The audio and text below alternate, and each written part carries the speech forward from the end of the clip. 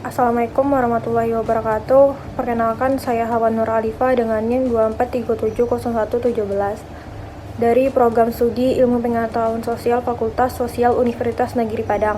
Baik, di sini saya akan menjelaskan tentang materi ekonomi yang berjudul Perilaku Penawaran dalam Berbagai Pasar. Dosen pengampun yaitu Bapak Dr. Haji Zul Afdal, MPD, dan Bapak Afriandi Jasrio, SPD, MPD. Baik, di sini saya akan menjelaskan tentang perilaku penawaran dalam berbagai pasar. Pembahasan pertama, seperti yang kita ketahui, pasar adalah tempat bertemunya penjual dan pembeli untuk melakukan transaksi barang atau jasa. Penawaran adalah jumlah barang atau jasa yang tersedia ditawarkan produsen pada berbagai tingkat harga dalam periode tertentu. Perilaku penawaran bervariasi tergantung berbagai jenis pasar yang mempengaruhi strategi dan keputusan produsen. Ada 5 jenis pasar yang kita bahas. 1. Persaingan sempurna dengan banyak penjual dan pembeli. 2. Pasar kompetitif berfokus pada keuntungan maksimal dan efisiensi. Yang ketiga, persaingan tidak sempurna. Produsen memiliki sebagian kekuasaan pasar. Yang keempat, pasar monopoli. Satu produsen mendominasi pasar. Yang kelima, pasar oligopoli dan monopsoni, melibatkan beberapa produsen besar atau satu pembeli utama. Pasar persaingan sempurna. Pasar persaingan sempurna adalah pasar dengan banyak penjual dan pembeli, di mana tidak ada pihak yang dapat mempengaruhi harga. Ciri-ciri: 1. Banyak penjual dan pembeli. 2. Produk yang dijual homogen. 3. Tidak ada hambatan masuk dan keluarnya pasar. Keempat, harga ditentukan oleh mekanisme pasar, supply dan demand. Perilaku penawaran. 1. Produsen hanya menerima harga price taker. Yang kedua, tujuan utama adalah memaksimalkan keuntungan dengan memproduksi hingga MR, MC. Yang ketiga, tidak ada keuntungan ekonomi jangka panjang karena persaingan ketat.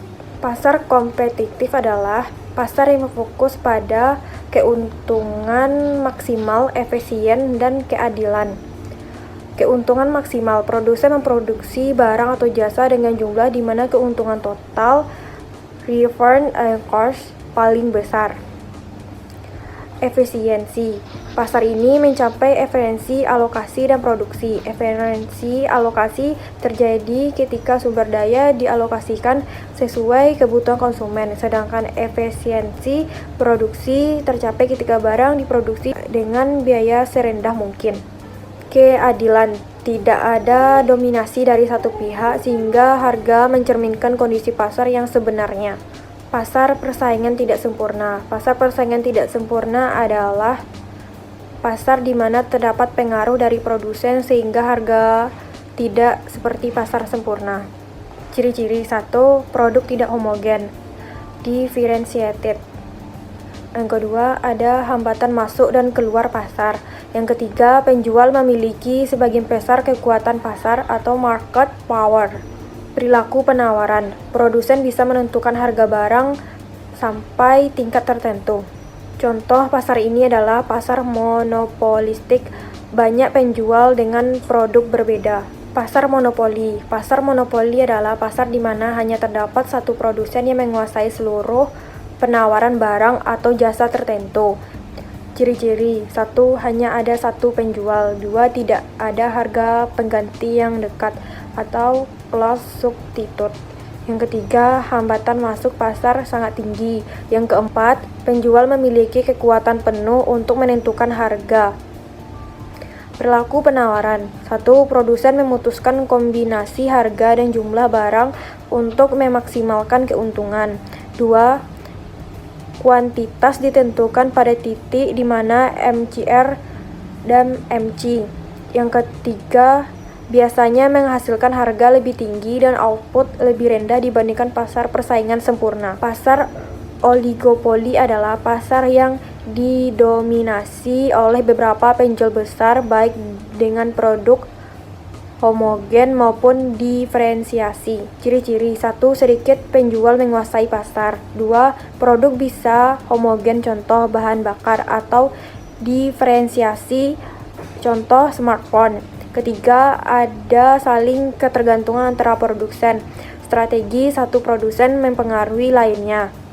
Pasar monopsoni adalah pasar di mana terdapat satu pembeli utama yang mendominasi permintaan. Ciri-ciri: 1. Hanya satu pembeli sehingga dapat mempengaruhi harga barang atau jasa yang ditawarkan. 2. Penawar produsen bergantung kepada keputusan pembeli tunggal tersebut. Perilaku penawaran: produsen terpaksa menjual pada harga yang ditentukan pembeli monopsoni. Contohnya, pasar tenaga kerja di daerah terpencil di mana hanya satu perusahaan besar sebagai pemberi kerja utama. Dapat disimpulkan bahwa perilaku penawaran sangat dipengaruhi oleh struktur pasar tempat produsen beroperasi. Pasar persaingan sempurna, cenderung efisien dan adil, tetapi tidak memberikan keuntungan jangka panjang bagi produsen. Pasar tidak sempurna seperti monopoli, oligopoli memberikan lebih banyak kekuatan bagi produsen untuk mengendalikan harga tetapi seringkali kurang efisien. Pemahaman terhadap perilaku penawaran penting untuk mengambil keputusan dalam ekonomi dan bisnis. Itulah hasil presentasi saya. Maaf jika ada kata-kata yang salah. Saya akhiri dengan wassalamualaikum warahmatullahi wabarakatuh.